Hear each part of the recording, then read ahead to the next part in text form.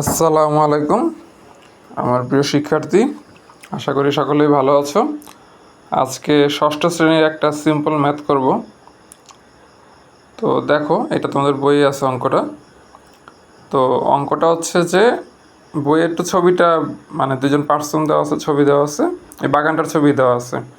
তো দেখো, প্রশ্নটা হচ্ছে বাগানটির ঠিক মাঝ বরাবর আড়াআড়িভাবে 1 মিটার চওড়া রাস্তা আছে।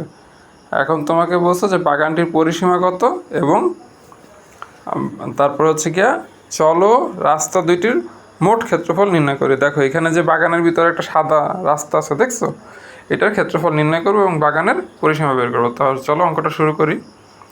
একটু খেয়াল করো, এই অঙ্কে হচ্ছে রাস্তা মানে বাগানটার দৈর্ঘ্য কত 40, প্রস্থ কত 30। খেয়াল করো ভালো মতো। তো যেহেতু হচ্ছে দৈর্ঘ্য 40, প্রস্থ 30, আমরা জানি যে কোনো আয়তকার জিনিসের পরিসীমা সূত্র হচ্ছে 2 × দৈর্ঘ্য যোগ প্রস্থ। তাইলে বাগানটার পরিসীমা হচ্ছে 2 × দৈর্ঘ্য যোগ প্রস্থ। এইখানে দেখো, দৈর্ঘ্য হচ্ছে 40 আর প্রস্থ হচ্ছে 30, তো হইলে কত 70। 70-এর সাথে 2 দিয়ে গুণ দিলে 140। এরপর তোমাকে প্রশ্ন বলছে যে বাগানটার মাঝ বরাবর আড়াআড়ি 1 মিটার চওড়া রাস্তা আছে, যেমনটি তোমরা ছবিতে দেখতে পাইতেছ। তো দেখি এটা কীভাবে করবো আমরা।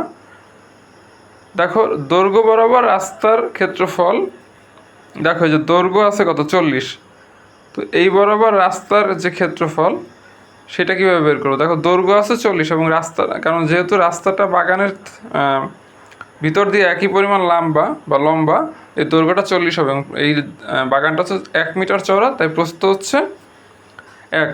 তাহলে দৈর্ঘ্য বরাবর রাস্তার ক্ষেত্রফল 40 × 1, তার মানে 40 বর্গ মিটার। প্রস্থ বরাবর রাস্তার ক্ষেত্রফল 30 × 1 বর্গ মিটার। একই সিস্টেমে করলাম।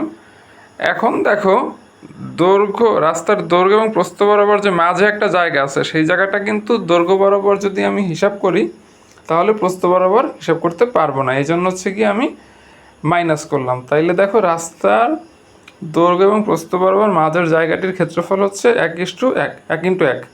তাহলে রাস্তাটির ক্ষেত্রফল হবে এই যে মানে দৈর্ঘ্য বরাবর যত যোগ হচ্ছে প্রস্থ বরাবর যত, এবং মধ্যখান দিয়ে ওই 1 বাদ যাবে, কারণ দৈর্ঘ্যতে একবার 1 যোগ করলে প্রস্থতে সেটা বিয়োগ করব।